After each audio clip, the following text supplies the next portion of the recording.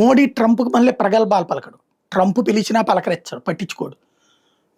తనకి America first, ఏదైతే America మళ్ళీ ఎదగాలి అంటూ మాగానో మేఘానో అని చెప్పుకు తిరుగుతుంటే ఇక్కడ మోడీ నిశ్శబ్దంగా ఆ పని చేసుకుంటూ వెళ్ళిపోతాడు.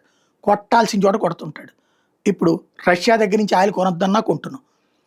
అక్కడ తన హైడ్రామా కోసం రమ్మనమంటే మోడీ పోలేదు ఈజిప్ట్లో జరిగినటువంటి మీటింగ్కి. అదే సందర్భంలో మధ్యలో రమ్మనమంటేనూ పోలేదు.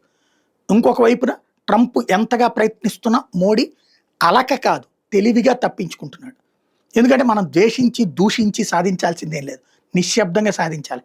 ఇప్పుడు ఓ పక్కన స్విఫ్ట్ సిస్టమ్ ఇండియాది సొంతది వచ్చేస్తుంది. భవిష్యత్తులో ఈ దేశాలు కూడా మన దాని ద్వారా అమలవచ్చు. ఒకసారి గుర్తెచ్చుకుంటే స్విఫ్ట్ సిస్టమ్ ఆపేసి రష్యాని చాలా రోజులు ఇబ్బంది పెట్టింది అమెరికా. అట్లాగే అమెరికాకి సంబంధించినటువంటి మాస్టర్ కార్డులు, వీసా కార్డుల్ని దెబ్బ కొడుతూ రూపే కార్డుని తీసుకొచ్చా కూల్గా జరిగిపోయింది. ఇంకో పక్కన డాలర్లను క్రమంగా పక్కకు పోయేసి యూపీఐ పేమెంట్స్ జరుగుతుంది. యూపీఐ పేమెంట్స్ నిదానంగా ఒక్కొక్క దేశానికి విస్తరించుకుంటూ వెళ్తున్నాడు.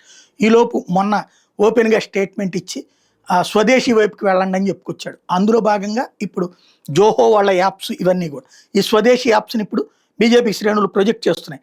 క్రోమ్కి పోటీగా ఓలా ఉందని, యూట్యూబ్కి పోటీగా ఆటో ప్లే ఉందన్నటువంటిది, వాట్సాప్కి పోటీగా అరట్టే ఉందని, గూగుల్ మ్యాప్స్కి పోటీగా మ్యాప్ ఇండియా ఉందని, ఈమెయిల్కి పోటీగా జోహో మెయిల్ ఉందన్నటువంటి విషయాన్ని ప్రచారంలోకి తీసుకొస్తున్నారు.